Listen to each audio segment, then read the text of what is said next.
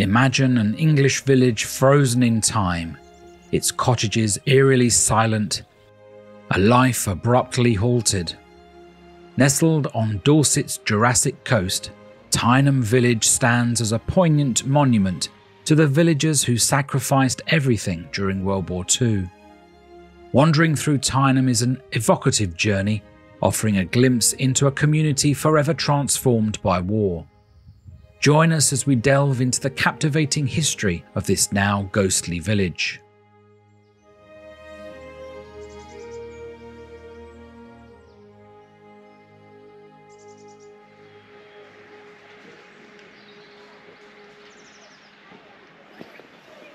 At the turn of the 20th century, Tyneham was an idyllic village, its simplicity a stark contrast to the encroaching modern era.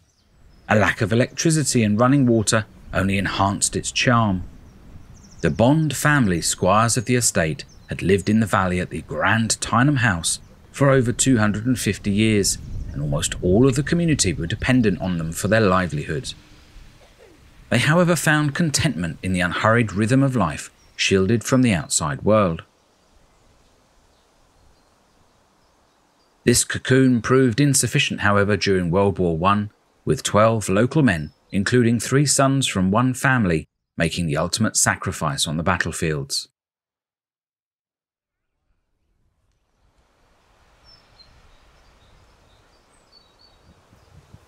After the Great War, things began to change. Fishing was in decline and families drifted away. The school, set up by the Bond family in 1860, closed in 1932 as the population decreased. New technology reached the valley, with a telephone box and motor vehicles seen on Main Street.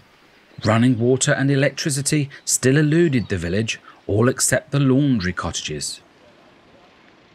With war again raging across Europe from 1939 and at its height in 1943, the village would see its most dramatic change.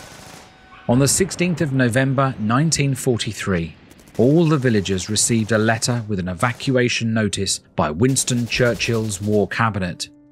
Their land, the buildings on them, and the entire village of Tyneham were being taken from them. The government needed to enlarge the army firing range to aid in training Allied forces ahead of the D-Day landings. Of course, the community, and indeed the country, would not know this at the time. They had just 28 days until the 19th of December to comply. The letter mentioned compensation and help with finding new accommodation. As squire, the Bond family received something, but most families just got a token amount for the produce in their gardens, woefully inadequate. Nevertheless, virtually all the villagers saw it as their duty for the good of the country to abide by the order and leave, on the understanding that when the war was won, they would be able to return home to Tyneham. 225 people from 106 properties in the area of approximately 12 square miles around Tyneham were evacuated. The last villager, Helen Taylor, left a poignant note on the church door expressing hope for their return. It read, "Please treat the church and houses with care. We have given up our homes where many of us have lived for generations to help win the war, to keep men free. We will return one day and thank you for treating the village kindly." Even though D-Day was a pivotal moment in World War II and Hitler was ultimately defeated, the actions of Joseph Stalin meant that Britain remained on alert during the Cold War with the USSR, and as such the Lulworth firing range was still needed, meaning the promises made to the patriotic villagers were never kept, and they would not be able to return to Tyneham. Despite legal challenges in the 50s to 70s, the village remained under military control, and when the army threatened to demolish the dilapidated buildings, a public outcry in 1975 forced them and the Ministry of Defence to agree to preserve the village, allowing access to former residents and the public when the ranges were not active. This ruling continues to this day, although now that over 80 years have passed, I doubt there are any surviving original villagers still alive.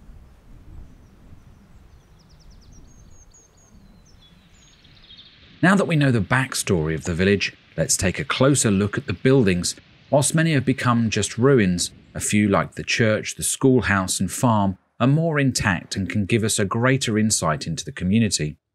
Incidentally, at the end of the video, we'll give you tips on how to visit this village and checks you need to make before travelling here.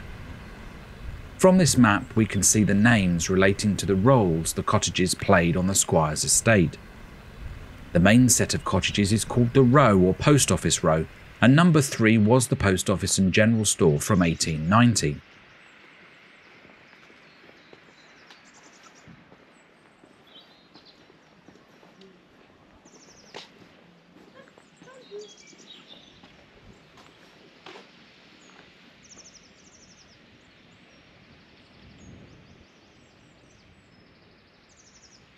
A plaque paints a picture of the people who lived and worked here, like Jane Pittman, postmistress in 1907,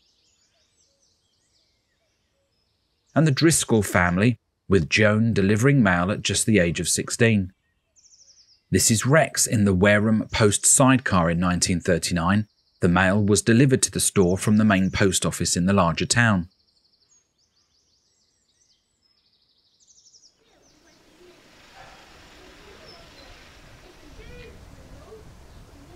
The last postmistress was Gwendolyn Driscoll.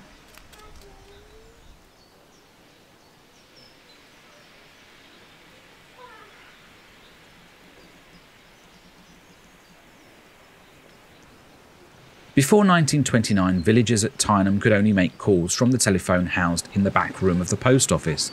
That year, the village received its first public telephone box, a K1 model made of concrete with a wooden door. This iconic booth quickly became an integral part of village life, providing a vital link to the outside world. When the Ministry of Defence began allowing greater public access to the area, the phone box was lovingly restored to its former glory. Unfortunately, it was severely damaged in an accident during the filming of the movie Comrades and required extensive reconstruction in 2012.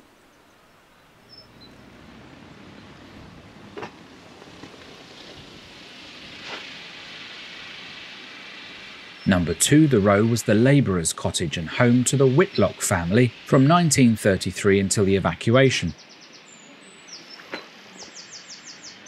This is Ernest and Evelyn. They had 2 children, Ronald and Ellen. Ernest worked at Tyneham Farm, and the information board mentions he became an unofficial barber when troops were billeted to Tyneham in the war.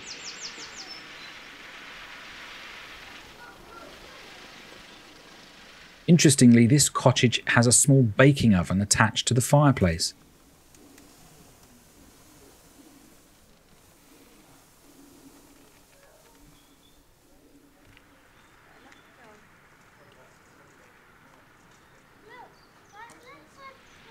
Number 1, the Row, is known as the schoolhouse and was the home of the school mistress until the school, which is just around the corner, closed in 1932.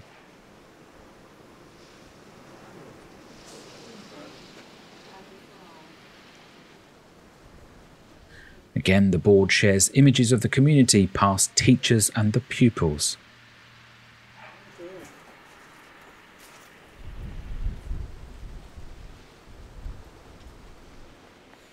In front of the church, we can find the village water fountain built in 1853 by Reverend Bond to supplement the village well. Villagers would come here multiple times a day to collect water. Beside the fountain is a tree planted in 1911 to commemorate the coronation of King George V.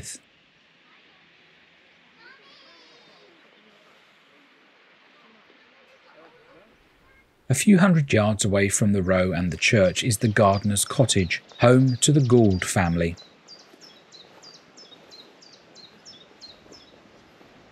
Tom Gould was a gardener for 40 years at Tyneham House, home of the Bond family. He served in World War I, but returned home and became head gardener in 1925. He lived in the house with his wife Virtue, his son John and his wife Muriel.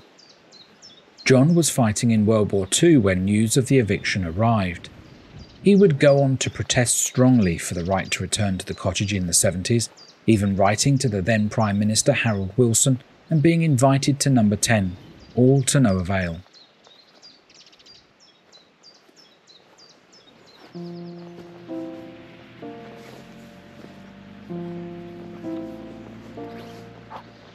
When the school closed, the building was used as the village hall until the requisition.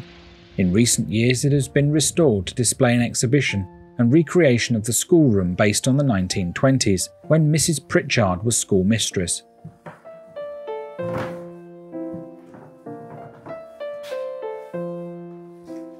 The nature books are out on the desks, noting the abundance of wildlife in and around the village.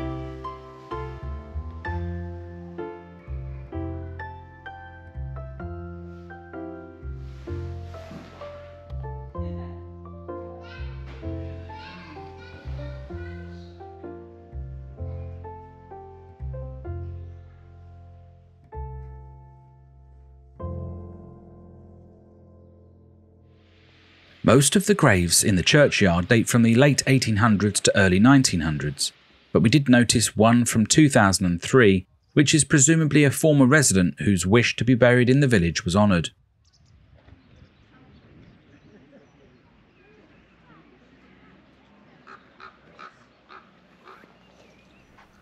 I believe some parts of the church date back to the 12th century, with the majority being late 17th century. And whilst no longer consecrated, it is still the hub of the village and an ideal location to house the museum and history of life in Tyneham.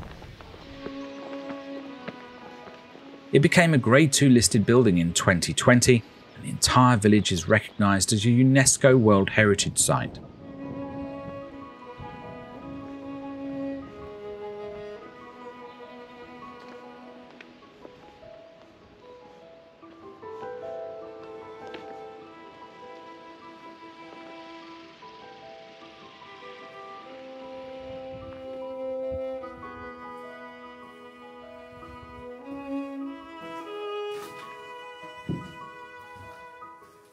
The parish church of St Mary looks very much like it would have in 1943, although the walls are now adorned with oak information boards sharing the stories of the families. The tremendous number of photographs collected allow us to see rather than imagine the way of life through fishing and farming and everyday activities.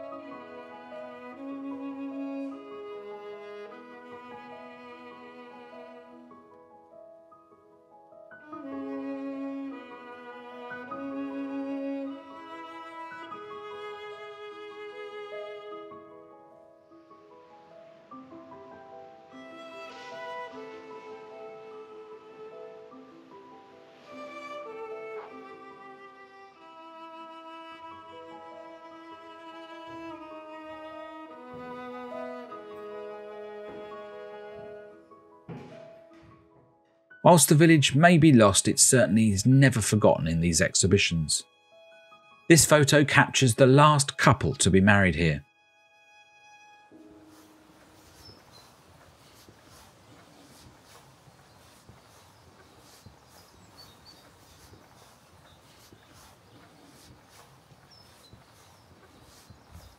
Moving away from the centre, one of the more elaborate buildings we can view is the rectory. It was built in 1876 by Reverend Nathaniel Bond. A far more stylish property for the time and a complete contrast to the other village buildings.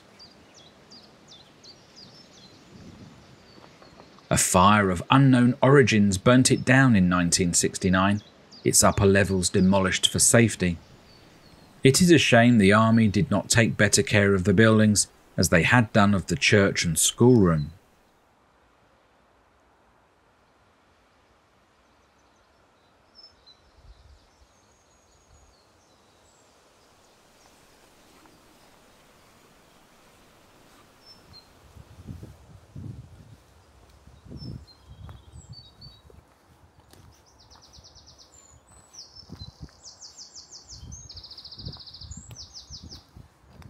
We have now reached the east side of the village and the remains of the Laundry Cottages, where all the washing for Tyneham House and the rectory was done, and the only property in the village to have running water. The Taylor family lived here from 1902 until the eviction. Emily Taylor was the mother who lost 3 sons in World War I. Her daughter Helen took over in 1917 when her mother died of grief and overwork. Helen is quoted to say that the laundry arrived in wicker hampers by cart every Monday morning. She would also be the last to leave the village, pinning the poignant note on the church door.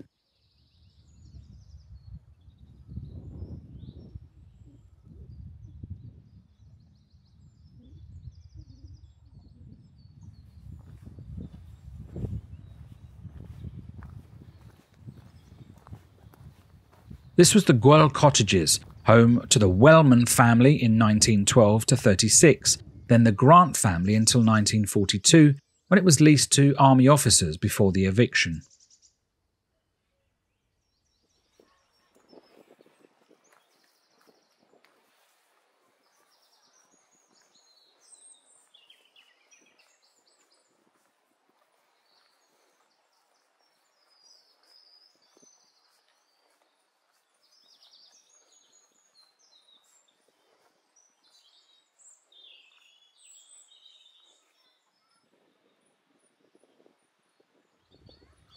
Now let's cross over the car park south of the village to Tyneham Farm.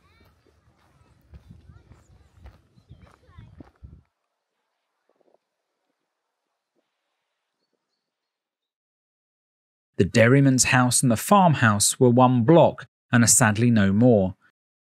However, the stable block, yard and granary are in better condition. A recent restoration and the addition of period farming equipment allow us to experience the feeling of the working farm, which was owned by the Bond family.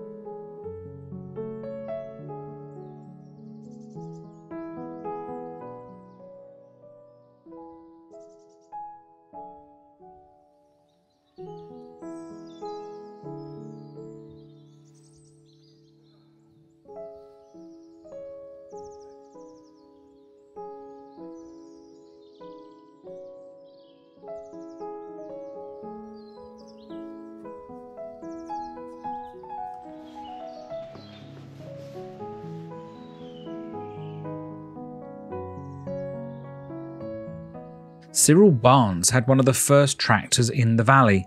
Could this be that tractor?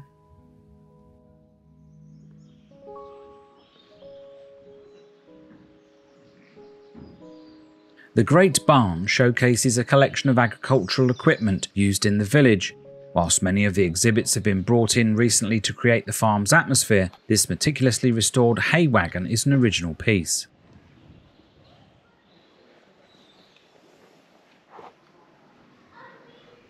At the turn of the 20th century, the barn was used as a temporary theatre for villagers. It was a way to bring the excited community together for an evening of music, plays and pantomimes. It stopped in 1914 due to the war, but has been reinstated and is home to an exhibition about the Bond family. You're probably wondering why we've not seen Tyneham House. Sadly, the property is within a restricted area not cleared of military materials, and as you can see, there's not much left of it. Decaying rapidly, the army demolished most of it in 1973 for safety reasons. Built in 1583 by Henry Williams, his daughter Jane Williams inherited it and married Captain Robert Lawrence, a staunch royalist. He would lose his wealth and lands following the English Civil War when the king was defeated by Cromwell and the parliamentarians. The property and estate was sold to Nathaniel Bond in 1683, which started the Bond dynasty in Tyneham, lasting over 250 years. A small display beside the village toilet facilities shows some of the ammunition or ordnance used during the war.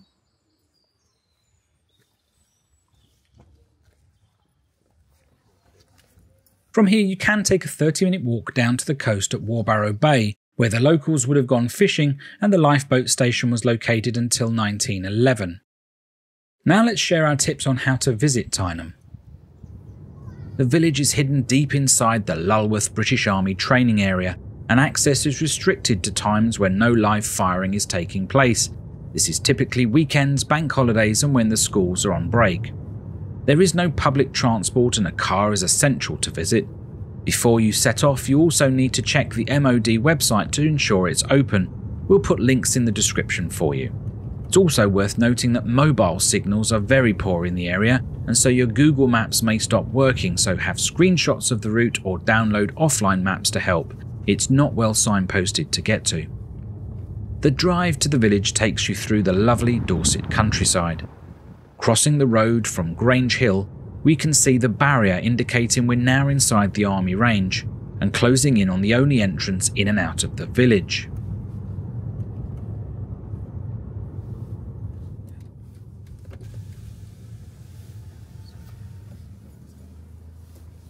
Just because the barrier is up does not mean the village is open. You will only know for sure when reaching the turning and these signs and gates. The drive down to the village is still another 2 miles.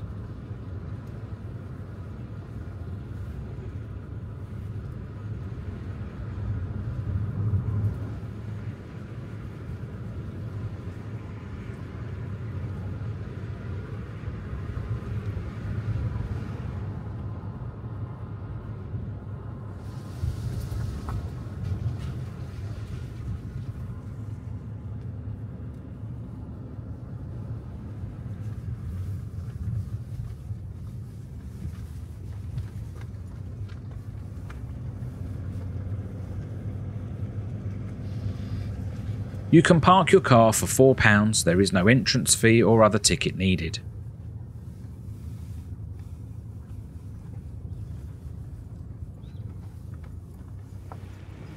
Well, that's it from Tyneham. Hope you enjoyed the tour around this abandoned village. Very interesting place to come. Wanted to come here for a long time. Thanks so much for watching. There's lots more on the channel to see. Do subscribe and join us again. We'll see you on the next video. Thanks for watching The Memory Seekers.